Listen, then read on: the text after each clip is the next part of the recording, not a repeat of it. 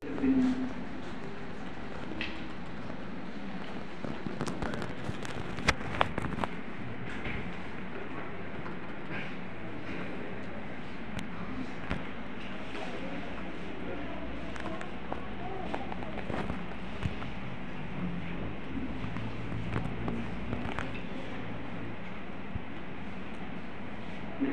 naman ka ng kwarta mga ikson.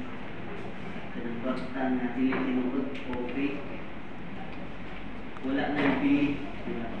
Hindi na yung pwede ipalit sa bisan sa tindahan. So, sama sa pagtuo kung ang usa ka tao dunay pagtuo pero wala ay dinungatan. Sama si Buba na ay alagad na fake. Kung wala yung so, sama sabihin mo sa unang umulong ganina, pinanga ato may ipakita. Kung ato na ipakita, sigurado makabenepisyo ka nini. Kung sa may kayuhan, kung ato na tayo tinuod na pagtuod, ato na tayo tinuod na pagtuod may suod, matad na itong kalinaw sa una-una o paglaong para sa umaabot. At doon ay benepisyo nini. Karon ang mga tao sa kalibutan gusto nito malinaw ng ilang pagtuyo. Gusto sila magkakatunog kalinaw sa una-una. Asa sila nukuha niya na.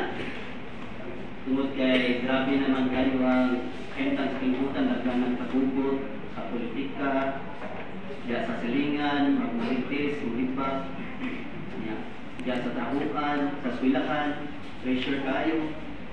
Gusto sa mga tao na experience po ang kalinaw. So, magplano din ang sila.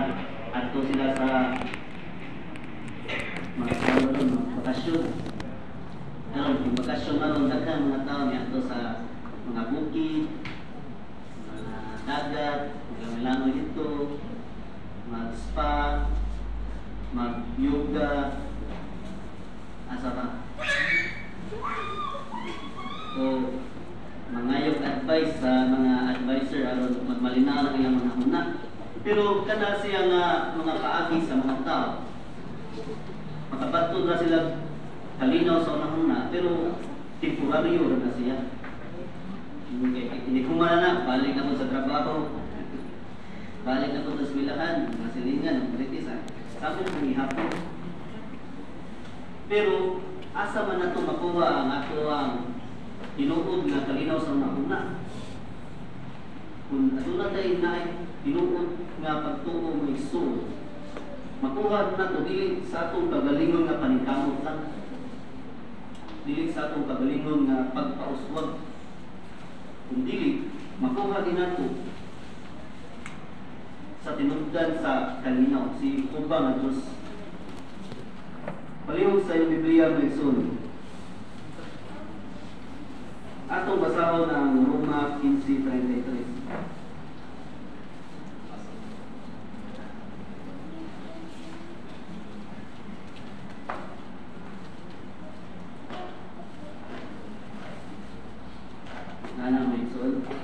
Iyon din ha, nga hinaot nga ang Diyos nga naghahatag og kalinaw magauban kaninyong tanan. Oo, ang Biblia nag-isgot kami mo nga Diyos mo ang Diyos sa kalinaw. So ang tinuod nga benepisyo mo ang kalinaw sa nahuna, nagikan kami mo nga Diyos. Tungod kay naatay tinuod sa pagtuo nga atong ipakita. Mag-isgot ng tao, duha may igsoon nga example nganong makabatong tao kalinaw sa una-una. Pananglitan ang una. Nagtuo ta sa halad lugat si Ginoong Hesus. Kung sa may benepisyo nga anak nga nagtuo ta kang Jesucristo nga siya mao ang yung kadani ni Jehova nga Diyos isip lugat. ingon dinhi mutabang nato na dili na magsigi una-una sa atong mga sala kaniadto. Mutabang nato sa nga dili na magsigi una-una sa atong mga sala kaniadto. Siguradong ang matakusan nato na yun tayong kasala. Anahin siya. Sahay, makampuna ta sahay, makonsensya ta, o murag, dili na ta ingon maluya ta, no? Hindi na sige maguna sa atong mga sala.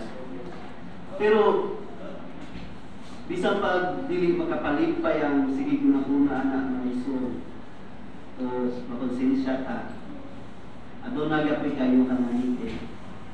Kung makonsensya ta, mutabang na nimo nato na maghimo og kausaban na willing tang magbag-o o dili na buhaton ang maong kasaypanan, di ba? Pero naay mga panahon nga igsuon nga makaingon pa ka nga kay sige ka panahon na sa mga kaniyadto makonsensya ka dahil makaingon ka na ang imuhang pag-alagad ni Upa mo'y dili dawato ni Upa kay libate ka nga di nga pagkatapos bisag tinuod na ka nga ginusul bisag si Upa ibawa mo umiling na kayo masaylo mo sabay panahon na yung ana ang imong pagpati.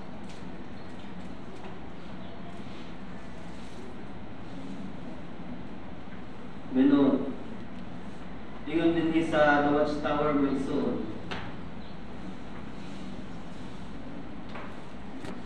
na ining pagbati na sobrang pagkakonsensya dili na maayo kay liag na siya. Kung ang malipayan na kinsa si Satanas. Kay gusto ni Satanas na mubati kag munana aron mundang ka sa pag-alagad. O munang bantayan na itong maigsoon na dili ta sobrang makonsensya. Ngayon, sa katuigan kami ang The Watchtower na ingon nga balik-balik na itong mahimo ang maurang sayo. Basin wala pagyud nato mawala ang kahuyangan nga naa nato sa wala pa ta mag-alagad sa Dios o ayaw lang kaluya. Ayaw una-unaa nga nakahimo kag sala nga dili gyud mapasaylo. Kanay gusto ni Satanas na imong una-unaon sa pagkatinuod ingon dinhi ang imong pagbukoy o pagkadismayad nagpakita na dili ka sausan o nga mapasaylo ka ni Upa. Magpabiling, mapayusanon o padayon sa pag-ampo sa Dios nga pasayloon ka nga hatagan ka hinlong konsensya o tabangan ka nga dili na mautro ang mausay sa magbata ka nga balik-balik nga mga tabang sa iyang amahan nila sa mga gihapon nga problema. So padayon sa pagpangayog tabang kanibuka o siya mutabang nimo tungod sa iyang dili pitok ng pagkabay. Diba makapahupay ka na ng son may gala.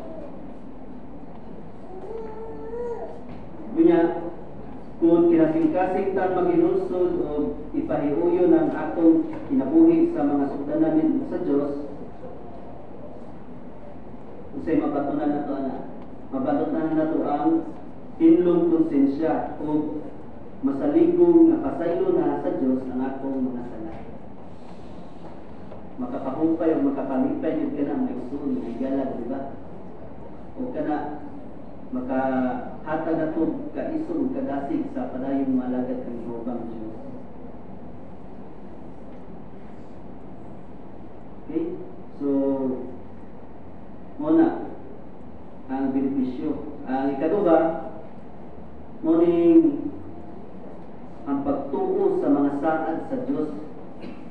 Mutabang nato na dili sobrang mabalaka sa nagkagabi kahintang sa kalibutan. Ang pagtuo sa mga saad sa Diyos. Usa nga mga saad ang gusto na niyong matuman.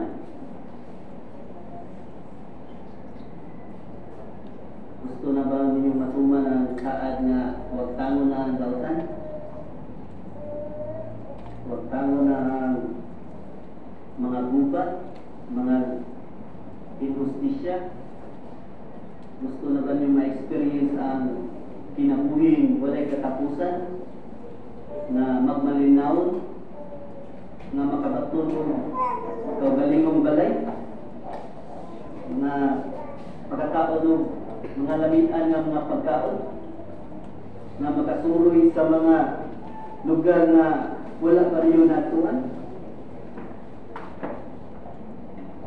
Nindot kayo na nga paglaog ng ihatag ni Gihobang mo isono. Ngayon, dili tugod sa Diyos mo isono na pupos madaot sa mga tao ang yuta. Ingon din sa pinadayag 11, 11-18. Apan ang kanasuran nga suko, kung ikaw nasuko kanila, ug ang gitakdang panahon miabot na sa paghukom sa mga patay ug sa pagganti sa imong mga ulipon nga mga propeta ug sa mga balaan ug sa nangahadlok sa imong ngalan nga mga gagmay ug dagko ug sa paglaglag sa mga nagalaglag sa yuta. So makasiguro ta may suod nga kining tekstuha si Uba na plano sa mga daotang tao nga nagdaot sa yuta.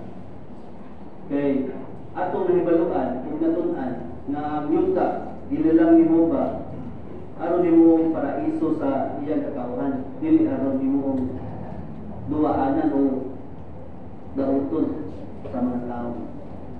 So sa dili na matugay, ma-experience na to na ang yuta mahimong paraiso. Kanang katawhan ni Gihobang magpinapangay sa lain-laing mga lugar o himuon ang lindot na puyanan ang atong kanitang yuta. O kining ang pagtuo sa pagkabanhaw. Ang matagusan na to, nag-experience nyo do mga dyan o minahal na mga higala no, membro sa pamilya. Ay kasuputin na to. Dili kita malipay na mamatyan sa ginahal. Kini nga pagtuo nga pagkabanhaw, makahatag ini nato kahupay. Diyan mamatyan ta ginahal sa kinabuhi. Kaya naatay paglaon na makita nato sila pag-usa. Kini tinuod nga pagtuo nga igsoon, wala ni nabatunan sa laing mga religion. Kay kung imong pangutanon sila ang sa ilahan paglaon, so yung pangutanan nila kung sa man yung paglaon, matubag na sila nga buwan at daw sila sa langit. Pangutanon mo, magunsa mo sa langit, sa ito ba nila lupat-lupat. Wala sila ay balo kung magunsa sila dito. Muna tupag sa usa sa igala sa trabaho na Muslim, lupat-lupat daw sila dito sa langit. Motong na saysayan na kung sa kita tinuod na paglaon, kung ato ng saysayan sila ang sa tinuod na paglaon sa mga tao na saad ni Gihobang, mahimong makumbinser na sila. Kay ang atong tinuod nga pagtuo, ato magyud research magud ato ni kanang istudyuhan ba ato ning gitun-an. Kung wala gyud ta mituo dayon kay ato ning gitun-an sa taas-taas nga panahon usa ta ning tuo. So, natay mga makapakumbinser nga mga reasoning nga mahimong madali sila sa ato nga mga tinukan. Kung